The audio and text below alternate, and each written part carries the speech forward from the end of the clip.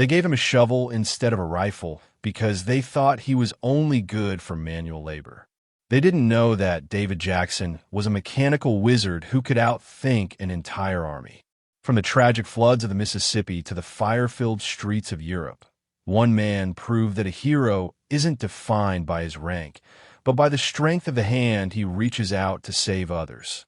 Before we dive into this incredible journey of justice and courage, if you believe that every life has value, hit that subscribe button and join our community.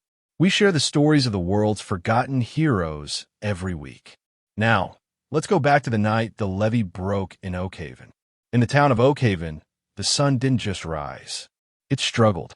It had to fight through the thick humidity of the Mississippi Delta and the smoke from the factories that separated the north side from the south side. David Jackson lived in the rhythm of gears and grease. To the wealthy men on the north side, he was just a boy at the garage. But to the people of the south side, David was a wizard. He could make a rusted Model T engine purr like a kitten with nothing but a wrench and a bit of intuition. His younger sister Sarah was 19, with a smile that felt like the first day of spring. She was the only thing in David's world that wasn't covered in oil. She would tease him, saying he thought too much about how things work. David would reply that if you know how a thing is built, you know how to keep it from breaking. Sarah asked softly if he could fix the world then, looking toward the north side where the concrete levee stood tall and strong. David looked at the river. The water was high, higher than he had ever seen it. The wooden boards protecting their side of town looked like toothpicks compared to the stone walls across the water. He told her the world isn't a machine. It's a heart, and hearts don't follow the laws of physics. The rain started on a Tuesday. By Friday, it wasn't rain anymore. It was a deluge. The Mississippi River was no longer a waterway. It was a monster clawing at the muddy banks of the south side. At 2 a.m. on Saturday, the warning didn't come from a siren. It came from a sound of wood screaming. The wooden levee snapped. David was awake. He had been watching the water line on his porch. When the break happened, he didn't hesitate. He grabbed Sarah and their elderly neighbor, Mrs. Gable. He roared for them to run for the church. But there was nowhere to run. The water moved faster than a galloping horse. In seconds, it was at their knees. In a minute, it was at their chests. The south side was being erased. David fought the current, holding Sarah's hand with a grip like a vice. Mrs. Gable was clinging to David's shoulder. They managed to scramble onto the roof of the town's small grocery store. It was one of the few buildings made of brick. They huddled together in the freezing rain, watching houses, their neighbors' lives float past like ghost ships. As dawn broke, a motorboat cut through the silence of the flooded streets. Sarah cried out, her voice thin and shivering. The boat was steered by a man in a crisp yellow rain slicker. His name was Miller. He was a local official who David had seen many times at the garage. Miller was a man who believed in order and priority. The boat slowed as it approached the roof. David saw that it was half empty. There were at least 6 open seats. David asked, his voice steady despite the cold, for Miller to take them. His sister was sick, and Mrs. Gable wouldn't survive the night. Miller looked at David. He looked at the dark skin of the 3 people on the roof. He looked at the north side, where the wealthy families were waiting on their balconies. Miller said coldly that he had a list.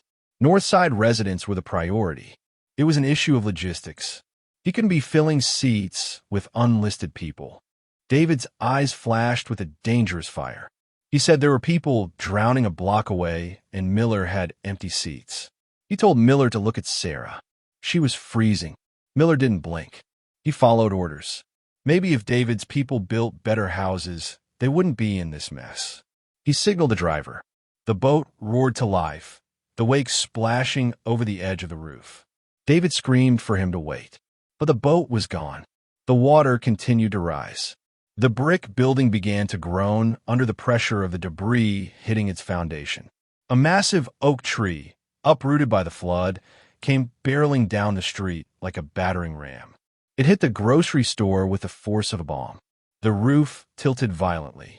Mrs. Gable was thrown into the water, and David lunged to catch her. At the same moment, The section of the roof Sarah was standing on gave way. She screamed his name. David had Mrs. Gable by the collar, pulling her back onto the remaining shingles. He reached out his other hand for Sarah. His fingers brushed hers. For a heartbeat, they were connected. He saw the terror in her eyes and the love. But the current was too strong. The water was a greedy hand, pulling her down. David's fingers slipped. The wet fabric of her sleeve slid through his grip. He screamed her name. She was swept away into the dark, churning water. David tried to dive in, but he was still holding Mrs. Gable. If he let go, the old woman would die instantly. He had to choose. He watched Sarah's head disappear beneath the surface. He waited for her to pop back up. He waited for a miracle. It never came. David pulled Mrs. Gable to the highest point of the chimney. He sat there, his body shaking with a sob that wouldn't come out. He didn't cry. He turned into stone. He looked at his empty hand, the hand that had let her go, and then he looked toward the north side, where the lights of the rescue boats were still flickering. The flood receded weeks later, leaving behind a coat of gray silt over everything. David buried a casket that was empty. Sarah's body was never found. He stood in the ruins of his garage. His tools were gone. His home was gone. His sister was gone. He looked at the north side, which was already being cleaned and painted. He walked to the recruitment office. The sergeant asked his name. David Jackson. The sergeant asked why he was joining. Patriotism? David looked the man in the eye. Because he had nothing left to lose. And he wanted to go somewhere where he could find the man who took everything from him. Camp Shelby was a sea of mud and olive drab tents. David was assigned to a labor battalion, the 364th. They were the men who weren't allowed to carry rifles. They carried shovels. They carried crates. They were the invisible backbone of the army. On David's third day, the new sergeant for the training company arrived to inspect the men. David was standing at attention in the mud. He heard the crunch of boots. He smelled the cheap tobacco before he saw the face. The sergeant stopped in front of David. He was wearing a silver whistle around his neck and a sneer on his face. It was Miller. Miller stared at David. He squinted, his memory clicking into place. He remembered the roof. He remembered the girl. He remembered the half-empty boat. A flicker of something, maybe guilt, but mostly malice, passed over Miller's face. He leaned in close to David's ear, his voice a low hiss. He told David that Oakhaven was full. This man's army was full too. Did David think that uniform made him Miller's equal? Miller was going to make sure David spent this whole war in the mud. David didn't move a muscle. He didn't blink. He replied that he had been in deeper mud than this, and he was still standing. Miller kept his promise. While the white units were trained in marksmanship and strategy, David's unit was pushed to the breaking point with manual labor. But David did something Miller didn't expect. He didn't break. Because David was a mechanic, he was assigned as a supply runner. He was given a beat-up 2.5-ton truck that no one else could start. David spent his nights fixing it, tuning the engine until it ran better than the colonel's Jeep. Word began to spread among the other color-skinned recruits. They saw David standing up to Miller's psychological torture. They saw him fixing the ambulances that the white mechanics had given up on. A young recruit named Elias, whom they called Preacher, said that if David was staying, he was staying. Soon, David's unit became the most efficient in the camp. They were the ones who moved the supplies faster than anyone. They were the ones who kept the ambulances running. They followed David because he was the only one who wasn't afraid of Miller. David knew that the war in Europe was coming, and he knew that sooner or later there would be a fire. And this time, he wouldn't be the one waiting for a boat. The voyage to Europe was a nightmare of iron and salt. David's unit was packed into the lowest hold of the transport ship, right above the humming engines. While the white soldiers on the upper decks had access to fresh air and sunlight, David and Preacher lived in a world of shadows and rusted pipes. One night, Preacher asked if David ever thought about why they put them down there, his voice barely audible over the roar of the ship. David was sitting under a dim bulb, his hands covered in oil. He wasn't sleeping. He was taking apart a broken fuel pump he had scavenged from a discarded generator. It was so they were the first to drown if a torpedo hit, he said without looking up. Preacher went silent. He asked if David still thought about the water. David stopped his work. He looked at his hands, the hands that had slipped from Sarah's. He told Preacher he didn't think about it. He heard it. Every time he closed his eyes, he heard the Mississippi. But the river wasn't the enemy. The men who let it swallow them were the enemy. On the third day at sea, Sergeant Miller came down to the hold for an inspection. He looked out of place in the grime, his nose wrinkled in disgust. He stopped at David's bunk and saw the dismantled fuel pump. Miller sneered, asking if David was stealing military property. David replied that he was fixing it. The pump was headed for the scrap heap. Now, it would run a heater for the medical tent. Miller kicked the parts across the floor. He told David not to touch anything unless Miller said so. David was a laborer, not an engineer. He moved crates. He dug holes. Miller didn't want to catch him playing scientist again. As Miller walked away, David calmly knelt and began to pick up the pieces. He didn't look angry. He looked like a man who was counting. When they landed in France, the world was a different shade of gray. The air smelled of wet stone, wood smoke, and cordite. David's unit was stationed 10 miles behind the front lines, near a town called Valmont. Their job was simple: keep the supplies moving. But the roads were a graveyard of mud and craters. The elite white transport units were constantly getting stuck, their trucks sliding into ditches. One evening, a convoy of 5 trucks carrying vital ammunition for the front line got bogged down in a ravine. The officers were shouting, the drivers were spinning their wheels, and the mud was swallowing the axles. Miller was there, screaming at the men to push harder. David pulled up in his beat-up 2.5-ton truck. He hopped out and walked to the edge of the ravine. He didn't look at the mud. He looked at the angle of the incline and the weight distribution of the crates. He told Miller he was wasting his time. Miller turned, his face purple with rage. He ordered David back in his truck. This was a logistics problem for real soldiers. David said that if they kept pulling from the front, they would snap the chassis. They needed to bleed the air from the inner tires to increase the surface area, and they needed to leverage the winch against that oak tree, not the bumper. Miller roared at him to shut his mouth, but a captain from the 1st Infantry Division had overheard. He looked at the stuck trucks, then at David. He ordered David to do it. David didn't gloat. He moved. He barked orders to Preacher and Little Joe. They lowered the tire pressure, rigged the cables with mathematical precision, and used a series of wooden planks to create a temporary floating track. 10 minutes later, the convoy roared out of the mud. The captain looked at David's rank. Private. Then he looked at Miller. He asked why this man was digging trenches. He had more sense than Miller's whole motor pool. Miller saluted, his jaw tight. He was just a lucky mechanic. But the black soldiers saw. From that day on, David wasn't just a soldier. He was their commander in everything but name. In the weeks that followed, David's specialty became a legend among the labor units. Because he was a supply runner, he had access to parts of the camp others didn't. He began to rescue discarded books from the headquarters trash, manuals on urban warfare, maps of the French countryside, and handbooks on chemical fires. At night, by the light of a stolen candle, he taught Preacher and the others. Little Joe asked why they were learning this, pointing to a map of Valmont. They were just to help. David said that the men in charge thought the war was a game of chess. But the fire didn't care about the rules. One day, the elite would run out of moves, and they were going to be the ones who had to finish the game. He taught them how to navigate by the stars. He taught them how to treat burns with primitive supplies. He taught them how to find the heart of a burning building, the one wall that wouldn't collapse. He was preparing them for a war Miller didn't think they were capable of fighting. The peace of the rear lines shattered in the winter of 1944. The enemy launched a desperate counteroffensive. The town of Valmont, which sat at a critical crossroads, became a furnace. Miller's battalion, the White Elite Unit, was moved into the city to hold the center. David's unit was ordered to stay 2 miles back and wait for the retreat. But the retreat never happened.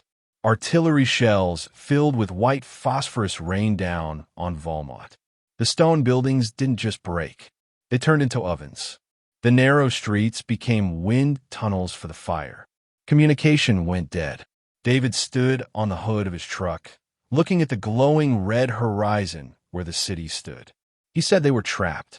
Captain Henderson, his voice trembling, said the general ordered them to hold position. It was a lost zone now. No one went in there. David jumped down. He said his sister died because someone followed orders instead of common sense.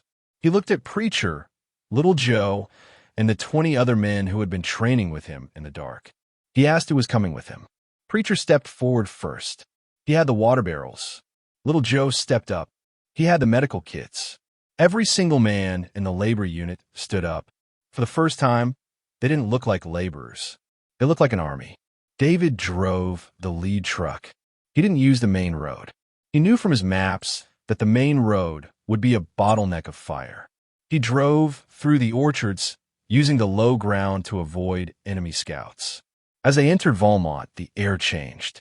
It wasn't air anymore. It was ash. The sky was a terrifying, pulsing orange. Little Joe pointed. A 3-story apartment building had collapsed into the street, blocking the only exit for Miller's unit. On the other side of the rubble, David could hear the sound of small arms fire and the screams of men. The fire was everywhere. It was a burning city in the truest sense. The stone walls were glowing red. David hopped out. He saw a group of civilians, French families, women and children, trapped on a balcony above a burning bakery. He ordered Preacher to take 5 men and get those families down using the ladder from the supply truck. Preacher asked what about him. David looked at the wall of fire blocking the path to the military headquarters. He was going to find the sergeant. David covered his face with a wet rag and ran into the heat. He didn't run blindly. He moved like a mechanic looking for a fault in an engine. He followed the sound of the wind, knowing that where the air was moving, there was a way through. He burst into a courtyard. It was a massacre. Miller's men were huddled against a stone fountain, pinned down by a sniper and surrounded by 3 burning buildings. Miller was there. His uniform was scorched, his face black with soot. He was holding a pistol, but his hands were shaking. He looked like the man in the boat again. Small, terrified, and out of options. A beam from the roof above Miller cracked. 1,000 pounds of flaming timber began to fall directly toward him. David roared for him to get down. David lunged. He didn't think about the roof in Oakhaven. He didn't think about the empty seats in the boat. He only thought about the weight. He tackled Miller, throwing the sergeant across the courtyard just as the beam shattered where Miller had been standing. Miller scrambled to his feet, gasping for air. He looked up and saw David. The orange light of the fire reflected in David's eyes. Miller stammered, asking what David was doing there. He was ordered to stay back. David grabbed Miller by the collar and hauled him up. He was a supply runner, and today he was supplying the one thing Miller didn't have. Miller asked what that was. A way out. The sniper fired, the bullet whizzing past David's ear. One of the white soldiers cried out that they were trapped. They couldn't get past the fire on the east, and the sniper had the west. David looked at the burning bakery. He remembered his manual on chemical fires. He saw a line of fuel barrels in the corner of the courtyard. Gasoline for the jeeps. David commanded everyone to get behind the stone fountain. Miller screamed that David was going to get them killed. David yelled back for Miller to shut up and listen. He was going to blow the fuel barrels. The blast would consume the oxygen for 5 seconds and knock down that weakened wall. When the wall fell, it would create a bridge over the burning cellar. That was their exit. Miller said it was impossible. David told him he was a mechanic. He knew exactly how much pressure it took to break a wall. David didn't wait for permission. He grabbed a flare gun from a fallen soldier. He crawled through the heat, the skin on his arms blistering. He reached the barrels, rigged a small explosive charge from a scavenged grenade, and crawled back. He shouted for them to cover their ears. The explosion was a roar that rivaled the wind. For a moment, the world went white. The oxygen was sucked out of the courtyard in a massive rush. The wall of the bakery groaned, tilted, and crashed down exactly where David had predicted. It formed a perfect, smoking bridge over the fire. David shouted for them to move. He began grabbing the wounded white soldiers, tossing them onto the backs of his labor unit men who had caught up to him. But as they began to cross, a second explosion rocked the building. A group of French civilians, a mother and two small children, were trapped on the far side of the cellar, separated by a line of fire. David stopped. Miller shouted that they had to go. The whole street was coming down. David looked at the mother and children. He saw Sarah's face in the little girl's eyes. He saw the rescue boat rowing away in the Mississippi. He whispered that not this time. He didn't walk across the bridge. He dove into the fire. The heat was no longer a sensation. It was a physical weight. David plunged through the curtain of orange flame. His uniform smoldered, and the air he breathed felt like molten lead, but he did not stop. He reached the mother and her two children, who were huddled in a corner of the crumbling stone cellar. They looked at him with the same terror David had seen on the roof in Oak Haven. But this time, the man coming for them wasn't turning away. David scooped up the two children, tucking them under his massive arms, and grabbed the mother by her waist. He commanded them to hold their breath. He didn't use the bridge this time. He knew it was about to collapse. Instead, he saw a cast iron water pipe that had burst, spraying a weak mist. He ran through the mist and vaulted over a falling timber, his boots hitting the scorched pavement on the safe side, just as the bakery vanished into a mountain of ash behind him. He set the family down. They were safe. Across the courtyard, the soldiers of the elite unit stood in stunned silence. They had watched a man they were told was unfit for combat do what none of them dared. David walked toward Miller, his skin blistered, his eyebrows singed away, but his eyes were like cold steel. Miller was trembling. He looked at the French family, then at the wounded men David's unit had saved. For the first time in his life, the logic Miller lived by, the idea that some lives mattered more than others, was shattered. Miller whispered that David had saved them. After what Miller did, why? David leaned in, his voice a low, terrifying growl. He didn't do it for Miller. He did it so that when he saw his sister again, he could tell her that he was better than the man who let her drown. The Battle of Almont should have been a footnote in history, but a war correspondent named Martha Sterling had been hiding in a cellar nearby. She saw the whole thing. She saw the labor unit, the men with shovels, doing the work of gods. Her article, titled The Mechanic of Valmont, hit the wires 48 hours later. By the time David's unit was pulled back from the lines, his face was on the front page of the London Times and the New York Times. The world was captivated by the story of the supply runner who had outfought the fire and outthought the enemy. The military high command had a choice: court-martial David for disobeying orders to stay back, or give him a medal. Under the pressure of a global audience, they chose the medal. In a rain-swept field in France, General Vance stood before the 364th. He ignored the white officers. He walked straight to David. The general pinned the Distinguished Service Cross to David's charred uniform. He said loud enough for everyone to hear that he was told this unit was for labor. It seemed he was misinformed. This was a unit of heroes. David looked past the general. He saw Miller standing in the back, saluting. It wasn't a forced salute. It was the salute of a man who finally realized he had been wrong about everything. When David returned to the United States in 1945, he didn't return to the South Side as a boy. He returned as a Titan. The train station in his home state was packed. Thousands of people, black and white, lined the streets. The mayor, the same man who had signed the North Side first evacuation order during the flood, stood on a stage with a key to the city. The mayor proclaimed they were honored to welcome home a true American legend. David Jackson's bravery had brought pride to their state. David stepped up to the microphone. He looked at the mayor. He looked at the wealthy men in the front row. Then he looked at the people from the South Side, standing in the back.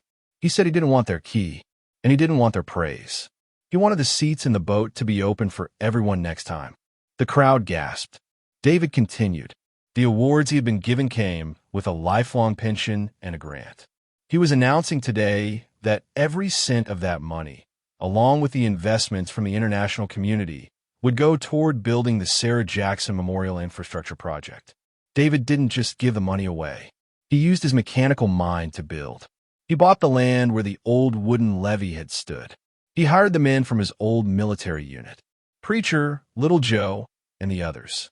Together, they built a new levee, one made of reinforced concrete and iron, stronger than the one on the north side. He built a rescue station equipped with the fastest motorboats money could buy. He established a school of engineering for the children of the South Side, ensuring that they would never have to wait for someone else to fix their world.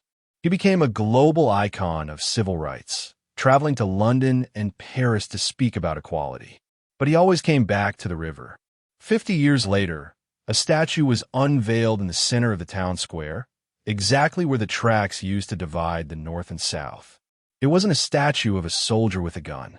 It was a statue of a man in a tattered uniform, holding a wrench in one hand and reaching out with the other to pull someone up from the water. At the base of the statue, the inscription read, "For David Jackson, who survived the water and conquered the fire." He proved that the value of a life is not determined by the color of the skin, but by the strength of the hand that reaches out to save it. The legend of David lived on, not just in the history books, but in every child who walked past that statue and realized that they too had the power to fix a broken world. David had finally found Sarah's peace. He had built a world where no boat would ever be too full to save a soul. David fixed machines, but when the world broke, he gave everything he had. Let me know in the comments, do you think the world ever truly repays people like him?